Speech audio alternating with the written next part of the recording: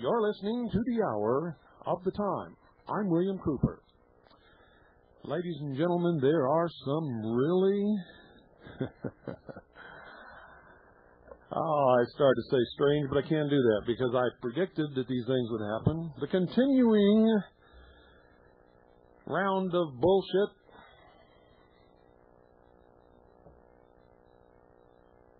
I guess is never going to end until they get the guns out of the hands of all American citizens and they have everybody that they consider politically incorrect or followers of the founders or however you want to put it behind bars someplace.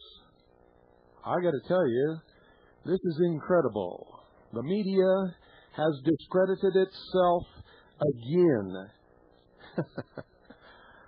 Oh man, these little tin horn 2-bit puppets that work for the communist news networks are beyond salvation. They've gone beyond airhead. They now qualify for no head whatsoever. Come on, Joe. Get over here by the tracks. Hurry. Here, keep pulling those spikes out. I'll teach that railroad to fire me. The freight train's coming through in 10 minutes. What'd you say your name was? Foxman? Don't call me Foxman. Well, what's your name then? Call me Abe. All right, Abe. Come on, let's get out of here. Somebody's coming.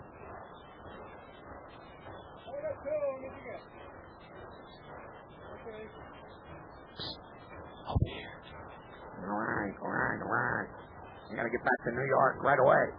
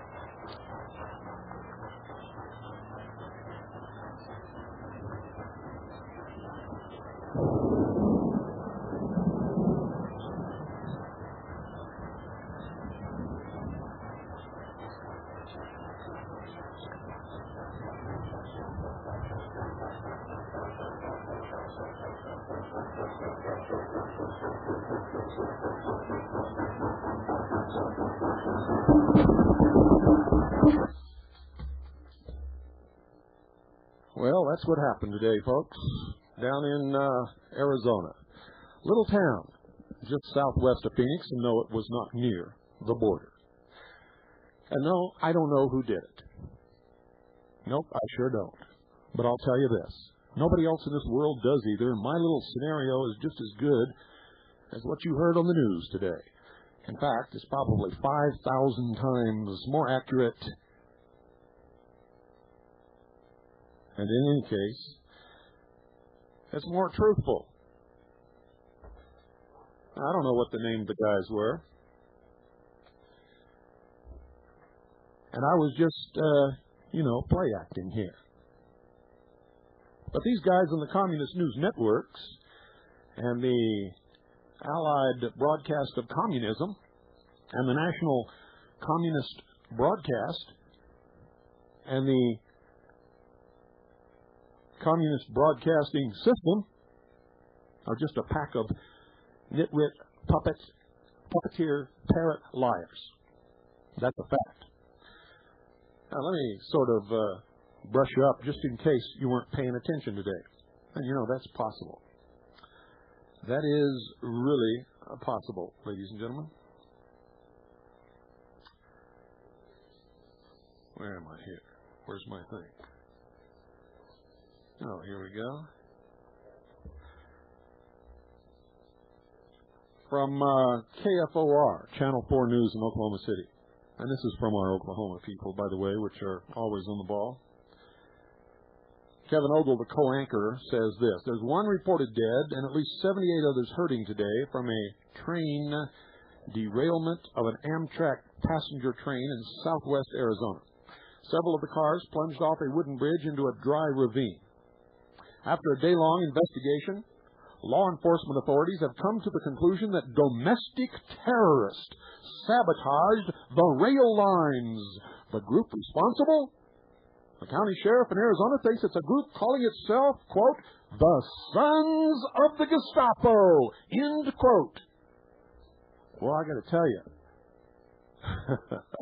these New World Order boys are not very imaginative at all.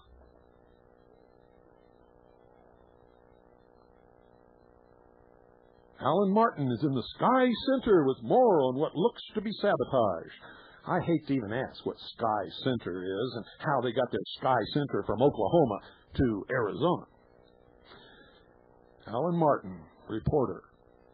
Kevin, I am reporting from Hyder, Arizona, about 80 miles southwest of Phoenix. One of the bartenders on that derailed Amtrak train said that a passenger came up to him with a piece of paper that he'd found on the tracks. That typewritten one-page letter was anti-FBI and anti-Bureau of Alcohol, Tobacco, and Firearms, ATF. It specifically mentions Waco and the Branch Davidians and Randy Weaver's standoff in Ruby Ridge, Idaho. Ho-ho! Well, who'd have thunk it? My golly, didn't I predict that not long ago? Didn't I predict that this would continue and exactly these kinds of things would come out of it?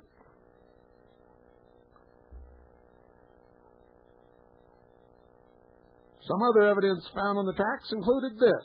Red electrical wire. Yes, sir. It connected the rails together. Sources say the wire bypassed the computer alarm system, which tells the train queue there is a break in the tracks. And 29 spikes, count them, 29, 1, 2, 3, 4, 5, 6, 7, 8, 9, 10, 11, 12, 13, 14, 15, 16, 17, 18, 19, 20, 21, 22, 23, 24, 25, 26, 27, 28, 29 spikes were pulled from a 19-foot section of the track.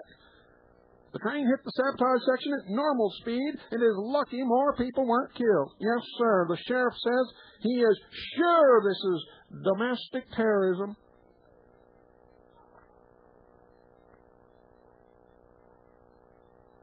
Joe R. Powell, the county sheriff, says they sort of separated the tracks and put a wire between the tracks to not alert the computerized system. This was an outtake. Thomas M. Downs, Amtrak president. Someone obviously intended to drop the train off the trestle into the ravine. Also an outtake. Alan Martin, the reporter. The ATF officials we tried to contact today, both in Oklahoma City and Dallas, were off for the Columbus Day holiday. We hope to talk to them tomorrow. My golly, they were out of the office again. Did these guys ever work? The terrorism experts we talked to today had not heard of, quote, the Sons of the Gestapo, end quote. The director of what is called Klan Watch hadn't heard of that Gestapo group either. But he said Arizona is a very active state when it comes to white supremacists and the paramilitary. Of course, we saw the Kingman, Arizona connection in the federal bombing right here. Lying puke. There was no connection with anything with the federal bombing so far, and no one has been convicted of anything. There's no connection to the militia, or patriots, or white supremacists, or any of this other bullshit. These guys are liars. Heather Unruh. You know Heather, Miss Cutesy Dimple Cheek. My name's Heather. I'm a cutesy dimple cheek. The message seems to be that we are very vulnerable. But I'm wondering how in the world can we possibly avoid something like this? And here we go from Heather Unruh to Dr. Randall Heather. Is this more imaginative tweaking with actors or what? He's a terrorist expert. I never heard of him, have you? Well, the situation is similar to any kind of domestic terrorism incident, including the incident in Oklahoma City. We can't go out and guard every mile of Amtrak or every federal building or every federal facility. It's intelligence work. It's the penetration of these groups, these right-wing groups, that will enable us to find the solution rather than trying to guard. I guess that is the question now. What do people do about this? A lot of people ride trains from here and all over the country. What do? Do you avoid them? Oh, have you seen my dimple? Just look right here. Here's my little dimple cheek. I'm cutesy dimple cheek. My name is Heather. Hi. Dr. Heather, I think this situation, this is probably something that's been planned for quite a long time. The complexity in what they did to the train rail link, they knew what they were doing. This was well planned out. I don't think this is something that is going to happen every week. I think in the face of terrorism, you must carry on through our normal activities and hope that security forces and the intelligence networks can track these people down.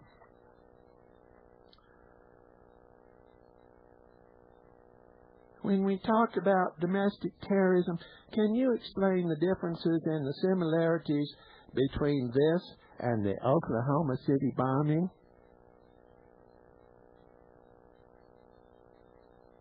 Should I read that to you again, folks? When we talk about domestic terrorism, can you explain the difference and the similarities between this and the Oklahoma City bombing? I'm Dimple Cheek Heather. I'm the cutie.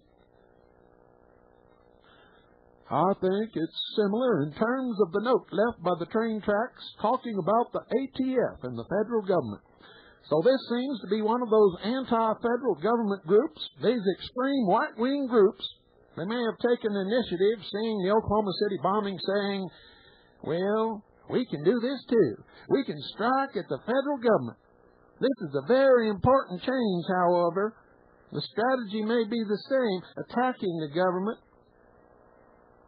but with lots of people around, lots of witnesses, lots of policemen. In Oklahoma City, they attacked a large building in a built-up area. In this case, they're out in the desert.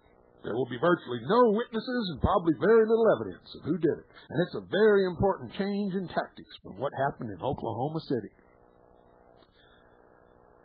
Have you heard of this group? The Sons of the Gestapo. Oh, I'm scared. Oh, I'm little Heather Dimple Cheek, and I'm scared. Oh, the Sons of the Gestapo.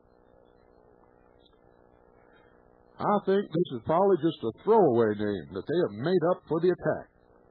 The databases have been checked by the FBI and other police groups, and this group has not come up before in the past. It has no history.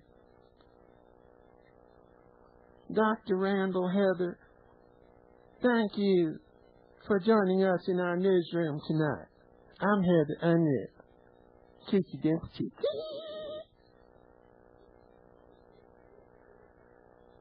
Well, absolutely amazing. Agenda-driven domestic terrorism? Another Oklahoma City? Well, just in case you still don't know what's going on, folks, Amtrak's Sunset Limited was wrecked this morning on a little-used stretch of track south of Phoenix, Arizona, as a result of sabotage.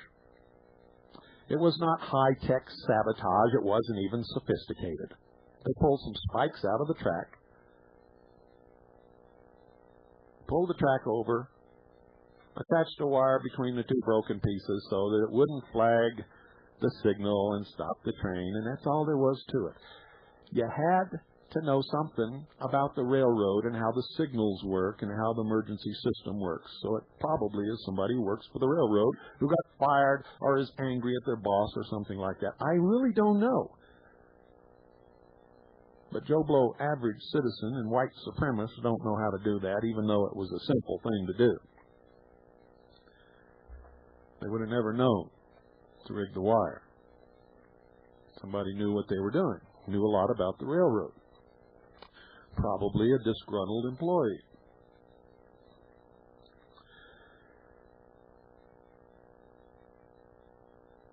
The signals were not sabotaged.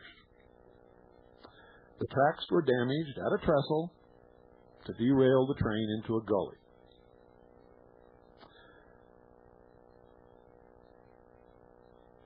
It's very revealing, folks, because it turns out the train tracks are electrified, so broken tracks will turn signals red. So whoever did this just attached a wire between the two tracks that they pulled apart before they pulled them apart to keep the signals from turning red. Also, this stretch of track is one of the least used in the nation's railroad system. 18 hours had elapsed since the last train ran over the tracks, and whoever did it may not have even known that it was going to be a passenger train. It was reported by the Maricopa County Sheriff, they say, this is what you've been hearing on the national news, that 2 notes were found at the scene of the wreck. But I got to tell you something, folks. I called them, talked to them personally. You know what they said? They said they never found any notes, period. No one claimed any credit for the train wreck, let alone a group called Sons of the Gestapo. It's a lie. Never happened, never occurred. There were no notes. Nobody claimed credit. There is no Sons of the Gestapo, and never has been, never was been, and never will be, except in the imagination of people like the ADL. The FBI has taken charge of the investigation. Also talked to them. And they say there are no Sons of the Gestapo, there were no notes found, and nobody has taken credit. There was no letter written to the president of the railroad. None of the stuff that you heard on the communist news networks was true. They made it up out of whole cloth. It is a barefaced lie. They have discredited themselves again. They are puppets, parrots, lying scum. And I don't think anybody ought to let them get away with it. People should be calling 24 hours a day. CNN, ABC, CBS, every station that reported this lie, and you should be ramming it down their throat. Tell them you're never going to listen to their news again. You're sick and tired of their anti-American socialist bullshit, and you're never, ever going to turn to that channel and watch it again. Tell them they are un-American. And if they really want to go somewhere where they're appreciated, there's still one communist country left in the world. It's called Cuba.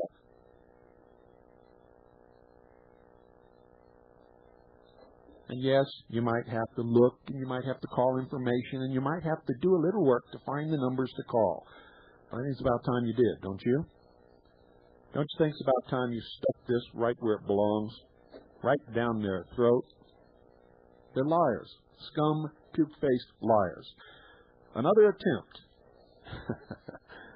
by these lying puppet parrots has failed. Isn't it amazing? Isn't it something that these so-called journalists never even check anything before they report it? They just say what's handed to them. You see, you think Dan Rather is smart? You really believe Peter Jennings has a brain? Do you really think Barbara Walters has some wheels turning up there? No, folks. Somebody gives them a piece of paper, and they just read off of it. Or they look at this teleprompter that's in front of them, and they read off of that something that other people have prepared and approved well in advance. That's right. They're paid to look pretty and say what's put in front of them without asking any questions whatsoever. They're bald-faced, bare-assed, stinking, puke-mouthed,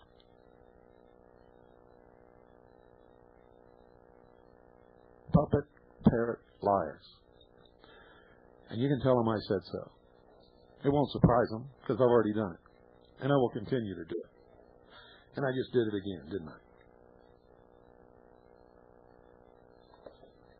Now, I'm very happy because a lot of people could have really been killed today. So far, only one person is dead. I regret that one person's death sincerely. But I'm very happy that more people are not dead, and I hope that those who were injured recover the full use of their body and their full health very quickly.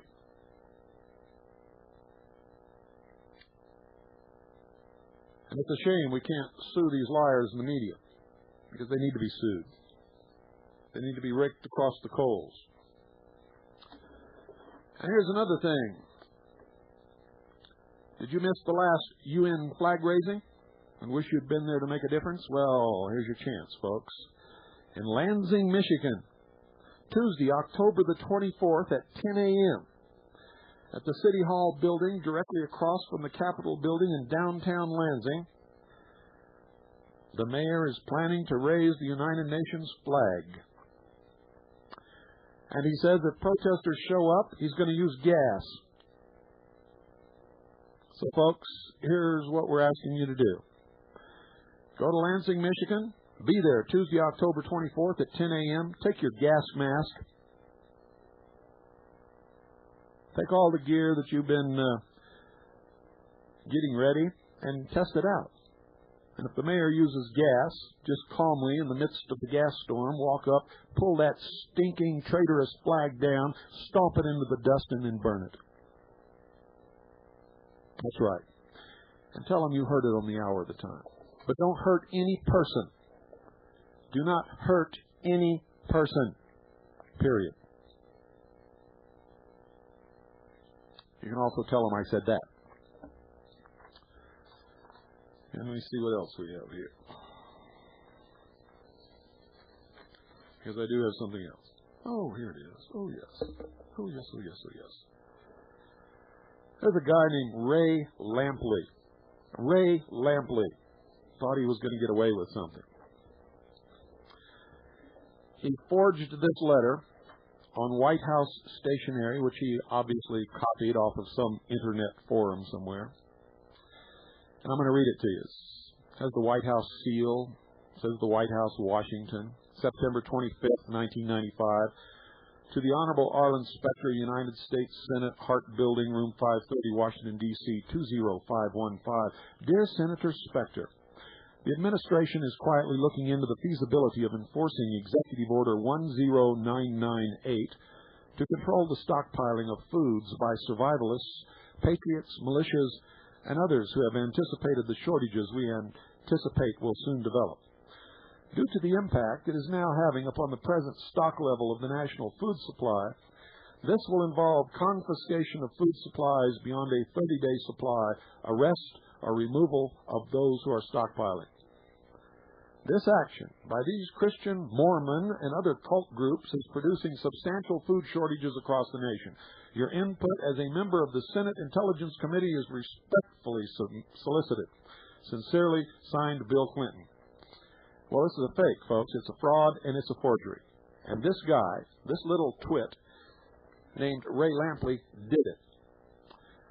Now, I'm not going to tell you what's wrong with this letter, or how I knew the first second that I laid eyes on it that it was a fake. And it's not just one thing, it's several things. But I did. And I put the word out over the internet, and also to Linda Thompson, who also put the word out, who had also done some checking. And let me tell you about this guy, Ray Lampley. He signs his posts in Yahshua's name, Ray Lampley, prophet of the Most High God. Well, Ray Lampley, you're not a prophet of the Most High God or anything else. You're a silly little twit who got caught forging, faking a government document and forging the signature of the President of the United States, and I hope you go to jail for it. This was flying all over the internet, and people were touting it as being real and passing it on like they always do, just like the Patriot Facts Network and the militia of Montana do with crap like that all the time. So I thought I'd better let you know about it, just in case a copy of it comes your way. Now, don't go away, because I didn't want to spend this much time on other things at the beginning of the broadcast tonight, because I promised you I would begin reading to you a deathbed deposition of an FBI agent who wanted to come clean, and I'm going to do that right after this break, ladies and gentlemen, so don't go away. I shall return. Yes, sir, I shall.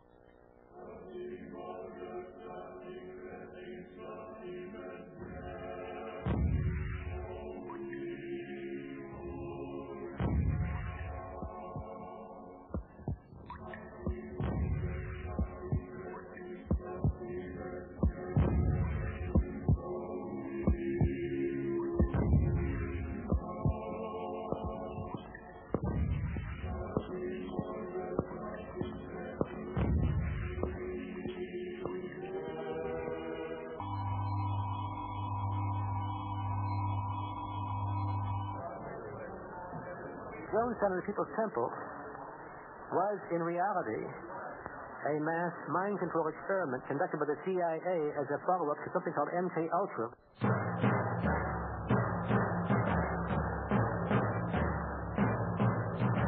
They had medical checkups for everyone every day.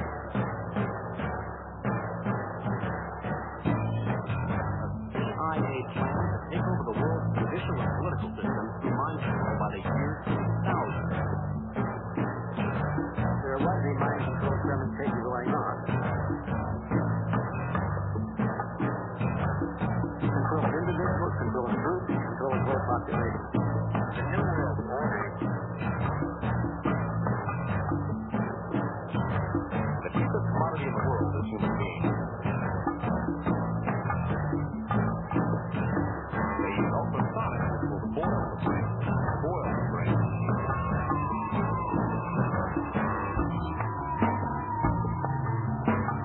The electrical patterns which give you memory are examples. RHIP, radio-hypnotic intracerebral control, electronic dissolution of memory, EDOM. By the way, folks, all the music during tonight's broadcast is taken from an album called This Island Earth, done by my friend Mark 9. I like his music. I like his, I like the way he weaves all this stuff together to help educate people who only listen to music. The Hour of the Time, folks, is brought to you by Swiss America Trading. They are our friends.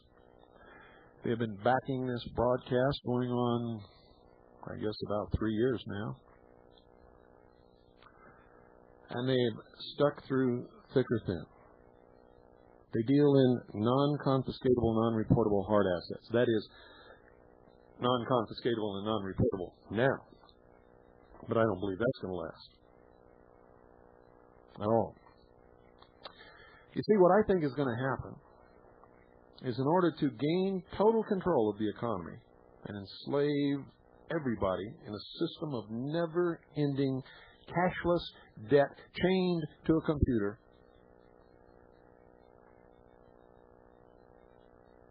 they're going to suck everybody into the stock market that they possibly can. And they've been doing that. It's so artificially inflated, it's beyond any kind of reason. And then someday they're just going to pull the plug. Could happen this month, as a matter of fact. Going to pull the plug. And the downward spiral is going to bring this country to its knees. You think the great stock market crash of 29 was bad. You haven't seen anything yet. And as people try to bail out of stocks and try to put their money into the rapidly rising gold and silver, which is what happens when stock markets crash, gold and silver goes through the roof, they will pull all the gold and silver that they've been hoarding in their vaults throughout history and flood the market with it. Gold and silver prices will drop to literally nothing, and all the stupid fools will sell everything they've got. Stocks, bonds, silver, gold, everything. All they'll be left with is their debt paper on their house, their car, their washing machine, their refrigerator, their freezer, their kids, everything.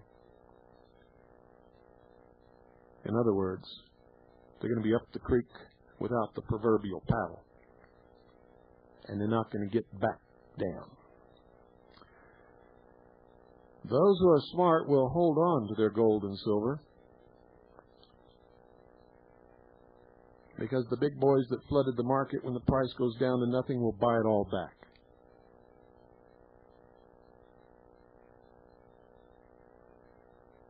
And whoever's left with their gold and silver coins will be the king of the back alley market. And oh yes, there will be one.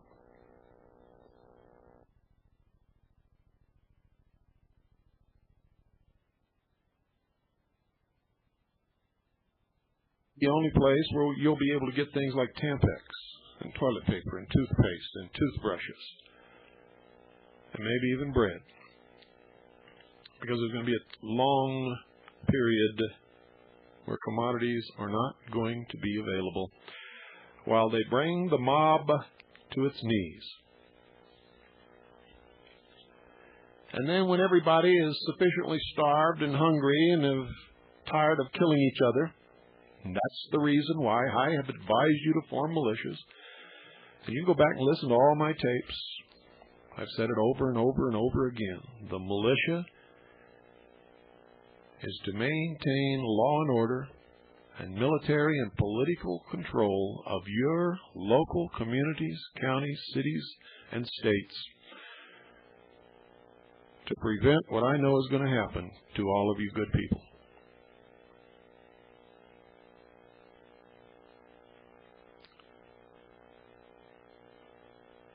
You see, this whole country is going to come apart. People are going to rob from each other and kill for a can of beans. Some of your wonderful people that you know, that you think are so neat, are going to turn into raving maniacs and little warlords, and they'll form their little gangs and try to take over and rape and plunder and steal just like they have throughout history. And unless you have a good, strong militia that's willing to work with law and order, you'll be at the mercy of these goons. Not to mention whatever the government decides to do while all this is going on. And we have our ideas about that also. We believe that during this period, most patriots, if they're not careful, will just disappear. And you might even be told that they were raptured. Don't believe it for a minute. Not even for a second, folks.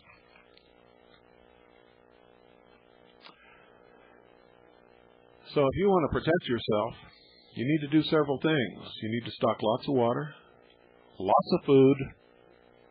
You need to have a good, strong militia, and if you don't belong to one, start one of your own. Do it under the law, according to the traditions and the history and the laws of the nation. And make sure you have some real money.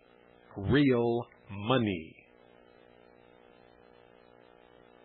Now, don't write me and say I left something out. I didn't leave anything out. Nothing whatsoever. If you join the militia, you know what you got to have to belong there.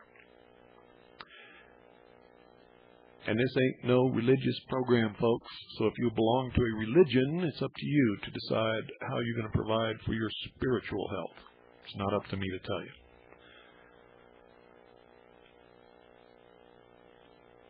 But I can turn you on to the best place to get some real money, and that's Swiss America Trading.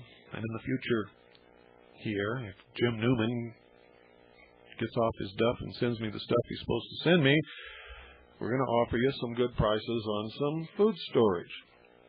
Nothing like the prices we've offered in the past, because the prices have gone up and we can't do it anymore. So if you procrastinated, you lost out, because we had the best deals in the nation, and we'll still have the best deals in the nation. But you guys that got your food storage back when we had the real good deals, you really made out. Those of you who didn't, you better make sure that you get them when we bring you these offers here in the next few weeks or months. But in the meantime, you can all call Swiss America Trading and make some arrangements to get your hands on some real money. And when you see all this foolishness going on with the stock market and the price of gold and silver and all that stuff, don't pay any attention to it. Just keep that smile on your face, and if anybody asks you why you're smiling,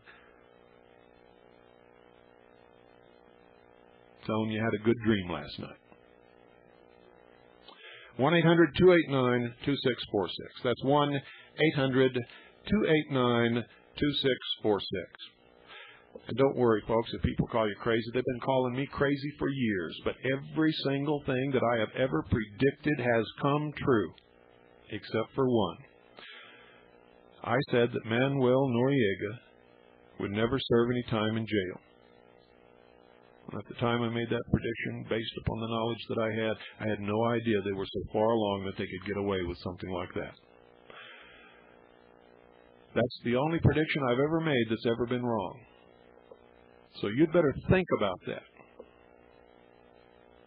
before you decide to ignore what I'm telling you. And if you want to call me crazy, that's all right with me. Join the line. It's a big, long line full of fools. 1-800-289-2646. You'll be glad that you did. To create a race of slaves, there has been a right-wing coup. This country is controlled by the Pentagon. Now, who do you suppose killed Kennedy? The National Security Agency has a history. Voices are broadcast directly into the brain.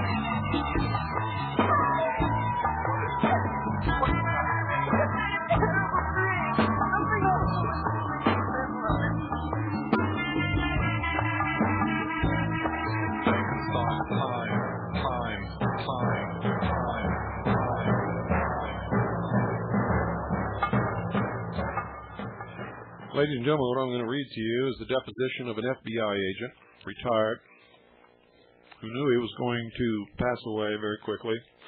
His name is William R. Stringer. This deposition was given by William R. Stringer on Tuesday, October the 18th, 1994, beginning at 1:30 p.m. in the offices of W.O. Dillard, Chancellor, 3rd floor, Hinds County, Chancery Court Building, 316 South President Street, Jackson, Mississippi. The appearance was made before the Honorable W.O. Dillard, Chancellor, 5th Chancery Court District, State of Mississippi, Post Office Box 686, Jackson, Mississippi, 39205. Also present was Burris Dunn. It was reported by Ruth A. Olinsky, CSR, Official Court Reporter, Post Office Box 686, Jackson, Mississippi, 39205. Pay close attention. Judge Dillard, let me state that this deposition is being taken at 1:30 p.m. in my chambers in the 5th Chancery Court District, Division 2, in Jackson, Hinds County, Mississippi, of William R. Stringer. William R. Stringer, having been first duly sworn by the court reporter, was examined and testified under oath as follows, to wit. Examination by Judge Dillard. Question. And first off, I would like to ask Mr. Stringer, if you would, in your own words, you tell us if this is your statement that's given of your own free will and volition, and you have not been promised anything or have no hope of reward, and that no one has threatened you or induced you in any way other than your desire to tell the truth. So in your own words, answer by William Stringer. Let me get in there my identity first. Judge, okay, so I'll just make that preface and now you may take it from there. Answer, okay. And from now on, I'll just say question and answer. The questions are being conducted by Judge Dillard. The answers are being given by William R. Stringer. Question, and cover whatever you want to cover. Answer, okay. My name is William R. Stringer, spelled S-T-R-I-N-G-E-R. I was born March 1st, 1927 at Birmingham, Alabama, to William M. and Mary Thelma Stringer nee Chandler. Thus, I am an American by birth and a white Southerner by the grace of God. I began employment with the FBI. You might spell that out, the Federal Bureau of Investigation, because some people, I found, don't even know what FBI means. On January 20th, 1947 in Washington, D.C., I subsequently worked in various offices of the FBI until January 23rd, 1970, when I arrived in Jackson, Mississippi on transfer. I make the following statement of my own free will, that no threats or promises have been made to me, and nothing has been used to coerce me into giving this statement. But I give this statement of my desire to tell the truth about a certain situation and hope that the proper officials of our government will take the necessary action to bring about justice in this matter. Is that all right? Question, that's fine. Answer, on or about a certain day in the year 1973, the exact date I do not recall, while I was in the office of the Jackson FBI, I was summoned to the office of Roy K. Moore, who was at that time the special agent in charge of the Jackson Division of the FBI. Upon arriving in Mr. Moore's office, I observed Special Agent Thompson Berry, B-E-R-R-Y, Webb, W-E-B-B, to already be seated in Mr. Moore's office. No other persons were present in the office besides Mr. Moore. Mr. Moore immediately informed me that we were all aware that Tommy Webb was working on a case involving, I can't think of his first name now, Mr. Dunn. Brian? Answer, Brian de la Beckwith. Byron de la Beckwith. And he desired for me to assist Tommy Webb in the case by assisting Webb in getting some sticks of dynamite into the automobile of Mr. Beckwith. I immediately informed Mr. Moore that I absolutely would not participate in such an act, that such an act was of criminal action and would make me no better than any criminal I have ever tried or would try to obtain information on to convict them in court. I told him I absolutely would not. What was the word I used? Mr. Dunn, participate? The witness, no. Answer, I absolutely would not set up Mr. Beckwith or any other person in an illegal manner.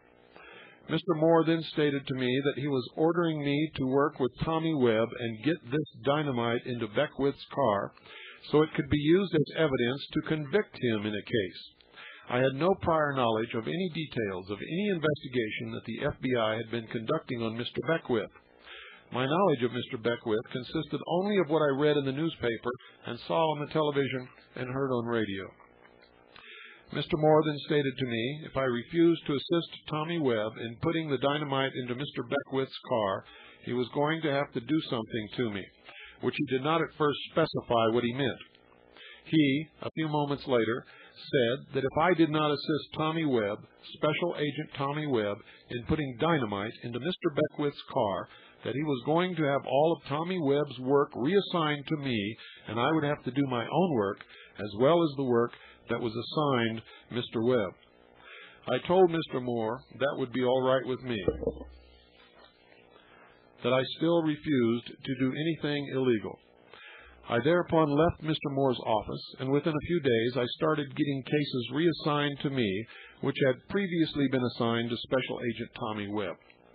I worked these cases, never complained to anyone about it. And shortly thereafter, Tommy Webb started coming to my desk frequently and sitting in the chair at the desk next to my desk and informing me of the progress of his attempt to put dynamite in Mr. Beckwith's car. I told Special Agent Tommy Webb that I didn't even desire to hear anything about what he was doing because I thought it was not only illegal, but it was a black spot on the history of the FBI as far as I was concerned, when one of its agents would illegally frame a person in the manner in which he intended to do. This did not stop Tommy Webb from coming to my desk on a frequent basis and informing me of his attempts to get the dynamite into Mr. Beckwith's automobile. In fact, on one occasion, Special Agent Tommy Webb informed me that he had obtained the dynamite by purchasing it at the Dixie Dynamite Company, which was at that time located on Northside Drive across the street from the Mississippi Power and Light Company substation. He informed me that he told the lady in the Dixie Dynamite Company office, in making application for the explosive, that he intended to use the dynamite to blow up stumps on his mother's farm in Rankin County, Mississippi. He stated, however, that that was the dynamite he was trying to get into Mr. Beckwith's automobile. This went on for some time, probably several months. I did not make any notes on what Mr. Webb said or take any notes on the date and times that I talked with him. However, on a certain day, several months after Roy K. Moore ordered me to assist Special Agent Tommy Webb in putting dynamite into Mr. Beckwith's automobile, I heard quite a bit of activity on my car radio, which I knew to be Special Agent Tommy Webb talking to the dispatcher of our radio in the office and telling her that he was then, at that time, working on the Beckwith case and would be in touch with her from time to time. I made no attempt to monitor any of the conversation that Special Agent Webb had later with the dispatcher, but continued to work on the matters which had been assigned to me.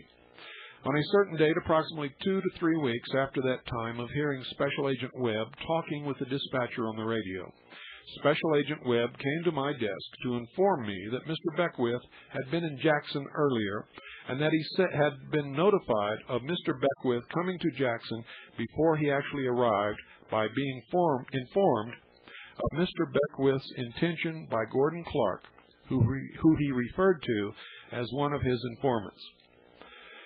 Special Agent Webb thereafter informed me that Mr. Beckwith came to the place of employment of Mr. Clark, at which time he, Special Agent Webb, attempted to put the dynamite into Mr. Beckwith's car, but was unable to do so, as Mr. Beckwith seemed to be watching his automobile very closely. He stated that thereafter Gordon Clark informed him that he had called L.E. Matthews of Florence, Mississippi, who was another supposedly FBI informant, and that Mr. Matthews did show up at Mr. Clark's place of employment. According to Special Agent Webb, Mr. Clark, Mr. Matthews, and Mr. Beckwith all went to lunch at the Mayflower Cafe on Capitol Street in Jackson, Mississippi. While they were in the Mayflower Cafe, Special Agent Webb stated that he used a key to Mr. Beckwith's car, which he had previously obtained, and entered Mr. Beckwith's car, which was on a street off Capitol Street beside the Mayflower Cafe, at which time he placed several sticks of dynamite, an alarm clock, and a battery on the floor of Mr. Beckwith's automobile behind the driver's seat. He stated that he then closed and relocked the doors to Mr. Beckwith's car and returned to his own car, which was an FBI car assigned to him, which was parked up the street. Special Agent Webb informed me that sometime thereafter, Mr. Beckwith came out from the Mayflower Cafe and got in his car and drove away. Special Agent Webb informed me that he then followed the vehicle of Mr. Beckwith and followed him to New Orleans, Louisiana.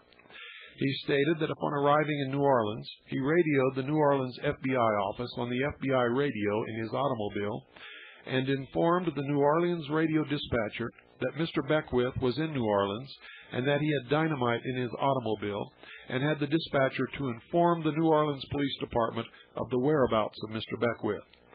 Special Agent Webb then informed me that he followed Mr. Beckwith from a short distance and observed Mr. Beckwith to turn into a side street, which was a one-way street with Mr. Beckwith headed in the wrong way. Immediately thereafter, Mr. Beckwith was stopped by a motorcycle riding policeman who walked up to the side of Mr. Beckwith's car. Mr. Webb stated he did not overhear what the conversation was between Mr. Beckwith and the policeman, as he remained far enough away that he was not observed by Mr. Beckwith. Special Agent Webb thereafter informed me that the FBI, including himself, took this case of interstate transportation of an explosive device to the federal grand jury in New Orleans, Louisiana, and the grand jury returned a true bill of indictment. Shortly thereafter, Special Agent Webb returned to my desk in the FBI office and informed me that he had just returned from New Orleans, Louisiana, where Mr. Beckwith was tried in federal court on the federal charge of interstate transportation of an explosive device. He stated further that when the jury went out of the room to decide whether they wanted to vote guilty or not guilty, the judge, whose name Special Agent Webb did not inform me, called the United States Attorney and the defense attorney to the bar and told the United States Attorney that he did not believe the testimony which Special Agent Webb had given, and that if the jury returned a not guilty verdict, he wanted Mr. Webb investigated for possibly giving perjured testimony. Mr. Dunn. Question. Did you not mean to say if they returned a guilty verdict or a not guilty verdict? Answer. No, if they brought back a not guilty verdict. Question. Okay. Answer. He wanted them investigated. Question. I'm sorry, I didn't mean to interrupt. Answer. Okay, let me get my bearings. Where was I? And then they spoke off the record.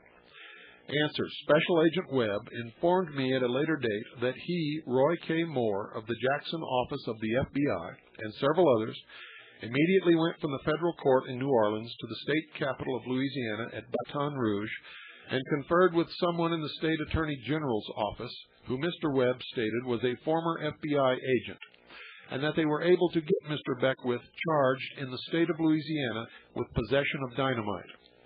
Special Agent Webb explained to me that the difference between the federal law and the state law was that it was necessary to, under federal law, to prove that Mr. Beckwith knew he had the dynamite in his possession when he crossed the state line from Mississippi to the state of Louisiana.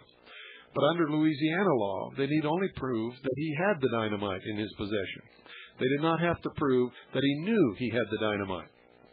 Thereafter, I overheard numerous comments by Roy K. Moore speaking of Mr. Beckwith, and he seemed to be pleased over getting Mr. Beckwith sent to the penitentiary for possession of the dynamite which Special Agent Webb had placed in his automobile. However, Mr. Moore, I don't believe, ever forgave me for refusing to carry out one of his orders, as he was always obnoxious to me.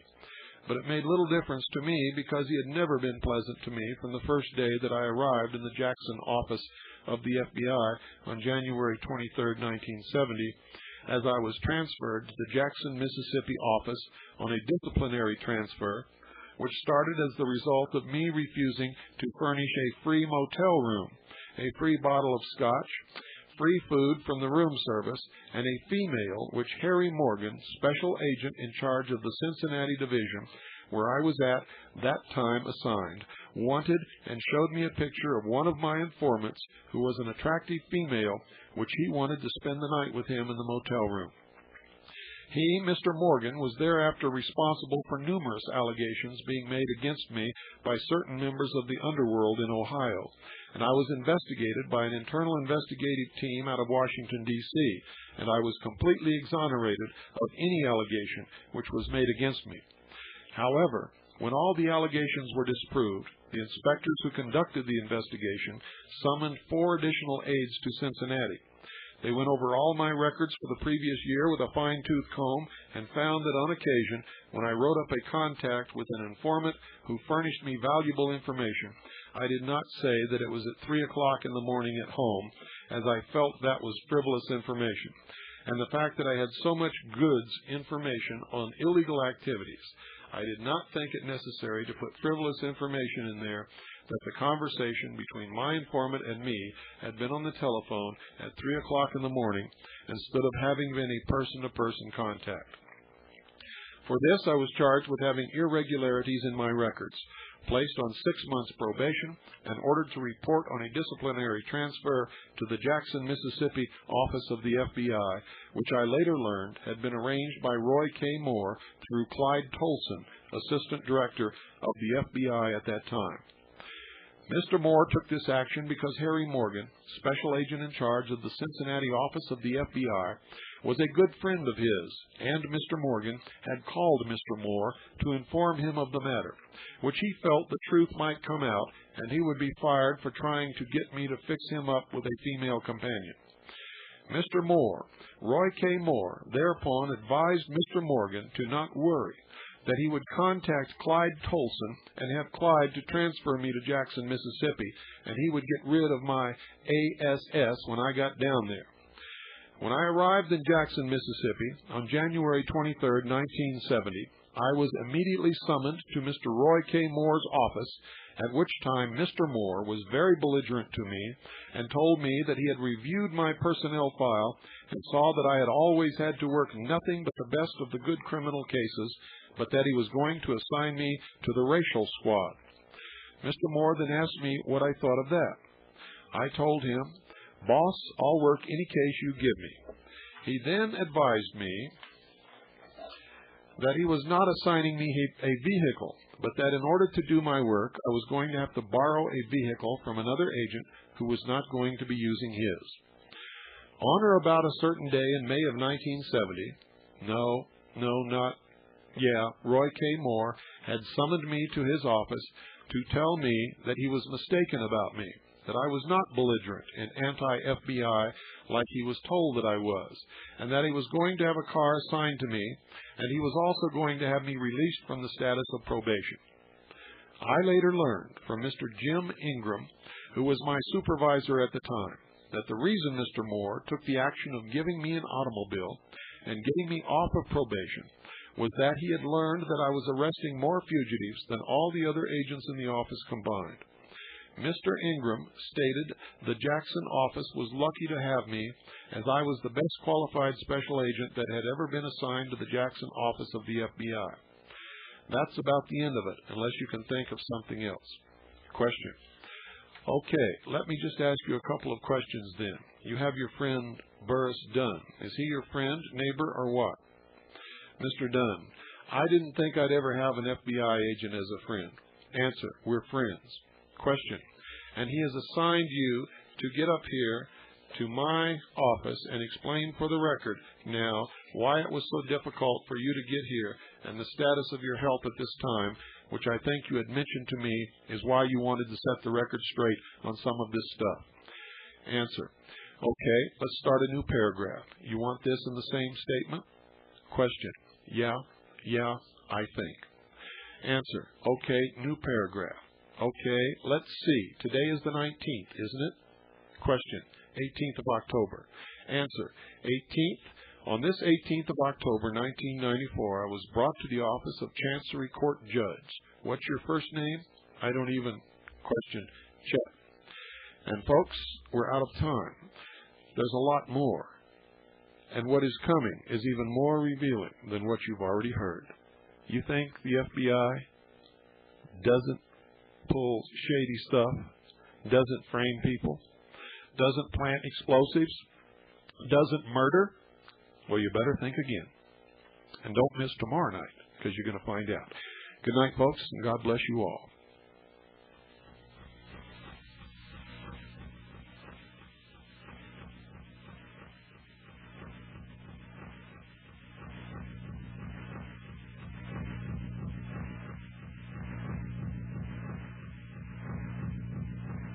I just want to do God's will.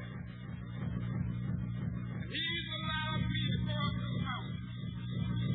I've looked over. I've seen the promised land. I may not get there with them, but I want you to know tonight that we as a people will get to the promised land.